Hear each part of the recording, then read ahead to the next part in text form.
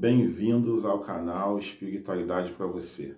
Aqui a gente vai para o nosso segundo vídeo, né, fazendo a sequência do nosso trabalho sobre a Gênese. A gente falou inicialmente sobre o Espírito e a matéria. Agora a gente vai falar sobre o papel da ciência, né, na Gênese. Lembrando que eu sou Rafael, eu sou psicólogo, também sou umbandista, né? E daí eu tenho como objetivo levar para vocês aí em casa, né, ou da onde vocês estiverem assistindo, uma espiritualidade mais descomplicada, né? Uma espiritualidade mais acessível. Lembrando que eu sou trabalhador da Tenda Umbandista Fé, Esperança e Caridade em Barra do Piraí, né?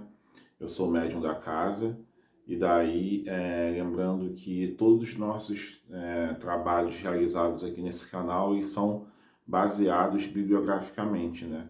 Como a gente agora está falando da Gênese, a gente sabe que então o vídeo vai ser baseado no livro do Allan Kardec, né? Que faz parte da decodificação que rege a doutrina espírita. E lembrando também que nós, né? Nós, junto Fé, que somos umbandistas, eu sou umbandista, não sou espírita, mas que não custa a gente buscar um pouquinho do conhecimento, né, sobre espiritualidade, sobre o espírito que ele trouxe, né, e trazer para a gente aplicar na nossa Umbanda, que também é uma religião que trabalha com espíritos, né, com a espiritualidade. Lembrando que, né, também a prudência é a filha predileta da sabedoria. Então aqui a gente não vai falar o que a gente não sabe, a gente vai buscar embasamento científico para que a gente consiga, né, sempre estar trazendo para vocês alguma coisa de interessante desse mundo que a gente acha que é muito místico, e que na realidade a minha intenção é desmistificá-lo, né? Então eu tenho aqui a minha colinha, né? Minha colinha está aqui, então de vez em quando eu vou olhar para baixo, né? Voltando, né, às questões 22 e 23 do Livro dos Espíritos, que se remetem ao espírito e à matéria. A gente sabe, né, que o Livro dos Espíritos faz parte dos livros que foram decodificados pelo Kardec, né? Nesse livro ele faz a pergunta para os espíritos e eles respondem. Mas foram vários espíritos, foram vários médiuns que ele entrevistou, entendeu? Que ele usou como ponte para o plano espiritual, né? E daí as respostas elas vieram, né, de várias formas, né? Por isso que é chamado decodificação, né, da doutrina espírita, para a doutrina espírita na realidade, né? Então, e outra coisa, como esse vídeo ele não é editado, ele é direto, então às vezes vai ter algum pensamento que eu vou ter que corrigir, mas só que o importante aqui, né, como diz Faustão, quem sabe faz ao vivo, né? Não é ao vivo, mas a gente não vai ter edição. Então, qual o papel da ciência, né, na Gênese? A gente tem que se recordar que a maioria dos povos, né, ele confunde a sua história de origem, né, também com a sua história sobre a sua religiosidade. Então, lembrando que a gente tem a ciência, né, há poucos séculos, né, consolidada enquanto ciência de fato, né, e a gente vem de milhares e milhares de anos, né, sem uma ciência consolidada, né? Exemplo, né, a astronomia chega até a ser recente, pensando nisso, né? A astronomia, a psicologia, a medicina, né, a geologia, a paleontologia, né? Então a gente tem, né, um mundo, né, envolto da ciência, né, por muito pouco tempo. É muito tempo, né, a gente vivendo, né, com base de crenças e mitos antigos, né? Então, passamos para os métodos, né, que eram impróprios, né, para a época. Vamos supor como que seria uma religião, né, como seria uma ciência, né, no mundo pré-histórico, né? Se a gente pegasse, né, os instrumentos que nós temos hoje, né, e aplicar, e dessemos para aqueles homens daquela época, eles não saberiam usar, entendeu? Então, por isso que, atrelada da evolução científica, também vem a evolução moral. E essa evolução moral, né, ela é muito importante para que a gente saiba como usar a ciência, entendeu? A gente saiba como usar a ciência para o bem e também como a gente vê que acontece, né, tem uso dela para o mal. Voltando então ao que a gente estava falando sobre os métodos científicos, né, os métodos no caso, né, que foram utilizados para consolidar essa ciência e também fazendo uma ligação com os povos antigos, né? Então, basicamente, os povos antigos eles não tinham, né, como utilizar dos instrumentos que nós temos hoje. Consequentemente, né, a gente teve que esperar, né, que a filosofia, né, ela se consolidasse enquanto uma ciência que desse embasamento para que nós seres humanos, né, pudéssemos, né, ter uma troca com a própria matéria, entendeu? A gente teve que entender a matéria enquanto objeto de estudo, enquanto objeto de uso, para que a gente pudesse receber de presente da espiritualidade a iluminação, né, para que as ciências elas fossem consolidadas. E quando começou isso, né? Isso daí começou, houve esse rompimento, né? Porque, voltando, né? A gente veio, como eu falei anteriormente, a gente veio há muito tempo, né, sem a consolidação de uma ciência antiga, né? A gente tem a ciência como nova. E daí a gente tem a igreja, né? A igreja com seus dogmas.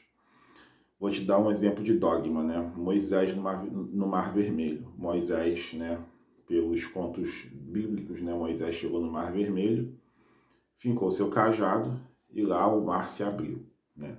Isso para a igreja é uma coisa incontestável, é um dogma, né? Se a gente perguntar para algum católico o que aconteceu, ele vai falar, não, Moisés pegou o cajado, fincou no Mar Vermelho, né, e ele se dividiu em dois. Só que, pelos estudos da espiritualidade, a gente entende, né, que Moisés era um médium, era um grande doador de ectoplasma, e ele conseguia manipular a matéria. E daí, na realidade, o que aconteceu foi uma grande manifestação mediúnica ali naquele local. De fato, o mar foi dividido, né? Mas existe uma explicação por trás. Mas é uma coisa que, se a gente chegar para algum católico, né, ou até mesmo evangélico, ele vai falar que foi porque Deus quis. E na realidade, quando a gente não traz o raciocínio para a nossa fé, a gente cria os dogmas, né? E foi a partir desse momento que Galileu Galilei, né, ele veio com seus estudos, né, romper, falar que o homem não é o centro do universo, entendeu? O universo ele é muito maior do que eles pensavam. E de fato né? E daí a igreja ela o chamou de herege, criticou o seu trabalho, e a partir daí, inclusive, ele foi condenado, né, ao isolamento social, né? Ele passou o resto da vida isolado, e teve que desmentir, né, falando que na realidade era o Sol que girava em torno da Terra, inclusive o homem é o centro do universo, né, o tal do antropocentrismo. Então, quando a ciência começou a rebater esses dogmas, né, a ciência ela meio que deu uma acelerada em relação à religiosidade, né? Eu vou até usar o termo espiritualidade, né? Porque a gente sempre separa, né? A gente dicotomiza a religião e a espiritualidade. A gente dizem que elas são antagônicas, mas na realidade a gente vem entender que com a Gênese, né? Essa obra que é muito complexa, mas só que é muito elucidatória, a gente vem entender que, na realidade, elas têm que caminhar juntas. Só que, como a humanidade, né, ela veio com práticas dogmáticas de muito tempo, né, a religião ela veio contestar essas práticas, e daí ela deu ela deu uma grande acelerada. A partir desse momento, né, a gente começou a ter o avanço tecnológico, né? Então, a gente tem o que a gente vê de tecnologia hoje, né, por conta, né, dos cientistas que vêm, né, produzindo conhecimento ao longo desse tempo, entendeu? Então, né, os danos que a religião, elas de fato, dos danos que as religiões elas vêm sofrendo, né, por conta do refutamento científico, né, é problema da própria religião, não é culpa da ciência. É porque as religiões elas não demonstram ter interesse em fazer com que os seus adeptos eles pensem, eles entendam os processos, né, que transformam e regem esse mundo, entendeu? Então, quando a espiritualidade ela vem, né, explicar o que aconteceu, por exemplo, com Moisés, né, na situação lá de Moisés, a gente vem trazer para a luz do nosso conhecimento o raciocínio da fé, entendeu? Isso é uma coisa que o meu pai de santo ele fala bastante, né? A fé tem que ser raciocinada, entendeu? Então eu deixo a pergunta para vocês, porque no caso nós somos umbandistas, né? Quantos terreiros de Umbanda a gente vê que tem como objetivo trazer a evolução moral dos seus adeptos, dos seus consulentes, dos seus médiuns? A gente não vê muitos, a gente vê poucos. O que a gente vê basicamente é ritualística, né? Em cima de ritualística, a gente não vê, né, nenhuma proposta filosófica, científica, né, para que a gente, lembrando que filosofia é ciência, tá? A gente não vê nenhuma proposta para que os seus adeptos eles possam repensar, né, o seu dia, né, que eles possam buscar o autoconhecimento. A gente não vê, é muito difícil, muito difícil. Então a gente entende que quando uma religião ela se pega, né, voltada para as questões dogmáticas, né, e o dogma é uma coisa irrefutável, incontestável, né, a gente entende, né, e até a própria Umbanda, quando a Umbanda ela não é raciocinada, né, quando a Umbanda não é explicada, né, quando a Umbanda, porque as pessoas adoram falar, a Umbanda tem fundamento, mas beleza, esse fundamento é passado, esse fundamento é explicado, de onde que ele veio, de onde que ele começou e para onde que ele vai levar a gente, entendeu?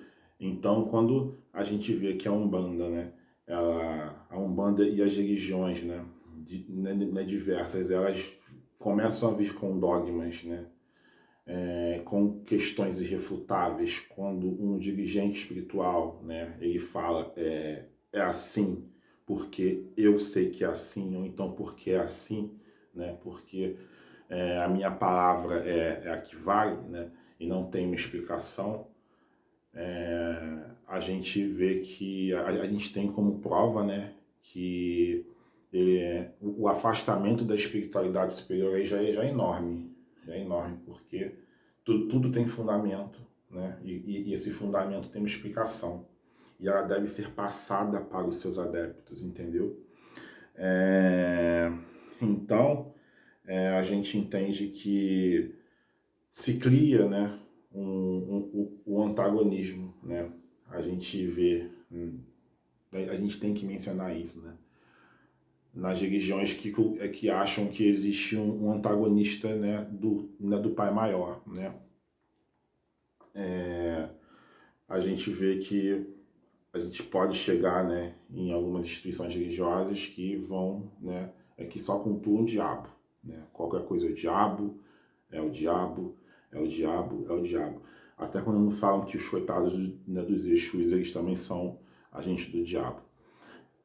Isso daí vale outro vídeo também. Só que na realidade, né, quando você também está afastado da espiritualidade superior, você passa a criar uma dicotomia, o antagonista próprio Deus. Porque vamos pensar, se o Espírito é a força criadora do universo, né, e Deus é onipotente, onisciente, onipresente, ou Pai maior, né, ou um, né, ou então qualquer outra entidade superior, né, que seja criadora, a gente entende que na realidade, né, essa força, né, ela meio que rege todo o universo, entendeu? Ou seja, esse universo tende a ser positivo, né? Ele tende a ser, né, de uma forma bastante simples e clara, né? É aquela coisa da vibração. A gente recebe o que a gente vibra, né? Então, se a gente vibrar coisa positiva, a gente recebe coisa positiva, né? Se a gente vibrar coisa negativa, a gente recebe coisa negativa. E o que acontece nesses tipos de casas, né? Essas casas, elas tendem, né, a desconfiar que Deus existe, né, que a espiritualidade superior existe, daí se cultuam esses agentes do mal, né? Então, né, aí vem um problema sério. E a fé raciocinada? Onde é que fica? Onde é que fica? Então é uma coisa bastante complicada para se pensar. E até mesmo em relação à Umbanda, né, a gente critica muito a gente tende a criticar a Quimbanda, né, mas só que pelos meus próprios estudos pessoais, né, a Quimbanda é uma religião fundamentada, né? E nesse fundamento que dela, né, ela merece respeito e todo respeito como qualquer outra religião, entendeu? Ela busca a sua conexão com a espiritualidade maior, né?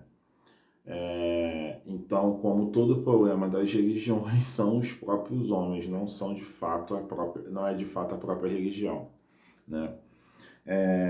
Então a gente vai finalizando esse vídeo, né, com uma ideia, né, com um conceito de mediunidade, né? Porque na realidade o que vem fazer a ponte entre o plano superior, né, e o plano físico, né, no caso o plano espiritual e o plano material, é a mediunidade, né? É um médium, né, que tem uma condição orgânica, né, que ele vai fazer com que esses conhecimentos espirituais que foram, né, deixados para trás com o avanço da ciência por conta dos dogmas, né, das situações incontestáveis, né, que as religiões elas se demonstravam, né, elas se permitiam ter, né, a mediunidade ela vem trazer as informações do plano, né, espiritual para a gente aqui no plano material, né, sobre, né, sobre auxílio para a nossa evolução moral, né? Por quê? Em relação à evolução da ciência, né, geralmente se tem a reencarnação de espíritos, né, com atribuições de, né, fazer com que a gente tenha, né, avanço tecnológico, né? Se você pegar o nosso lar para assistir, em dado momento, o André Luiz até questiona, né? Quando ele está no nosso lar, ele vê que tem ônibus voadores por lá. E a resposta que ele tem é que essa tecnologia ainda vai chegar aqui na Terra, né? É só questão de tempo. E então a gente entende que na realidade todo o avanço tecnológico ele vem a partir do nosso merecimento, né? E para finalizar, a gente tem que entender também a questão dessa pandemia. Se a pandemia está acontecendo, né, é porque a gente tem um propósito espiritual para isso, né? A gente recebe informação de que a gente tem que se cuidar, passar o álcool em gel, usar máscara, isolamento social, né? E daí a gente tem que, no mínimo, cumprir com que as coisas são informadas e determinadas. Então a gente não tem que ter aflição, né, sobre o que está acontecendo, porque essa aflição, né, que faz com que a gente se afaste da espiritualidade, né, é um dos problemas que a ciência deixou para a gente, porque a ciência deu esse avanço enorme, né, e daí ela deixou de lado um pouco da espiritualidade, né. Então, gente, agradecer por esse vídeo extenso de 20 minutos por aí, né? Agradecer mais uma vez pelos views do vídeo anterior. E eu venho pedir para que vocês curtam, comentem, né? E compartilhem, né? Porque assim a gente faz o canal crescer, tá bom? Próximo vídeo a gente vai falar sobre mediunidade. Eu prometi falar sobre a Gênese pela teoria pela mitologia católica Iorubá e indígena, não é só que eu vou falar sobre mediunidade, tá? Aí depois eu falo sobre essa questão da Gênese, por essas mitologias, tá bom? Muito obrigado, agradeço pelas mensagens de força, tá? Abraços e boa quarentena para todos. Muito obrigado.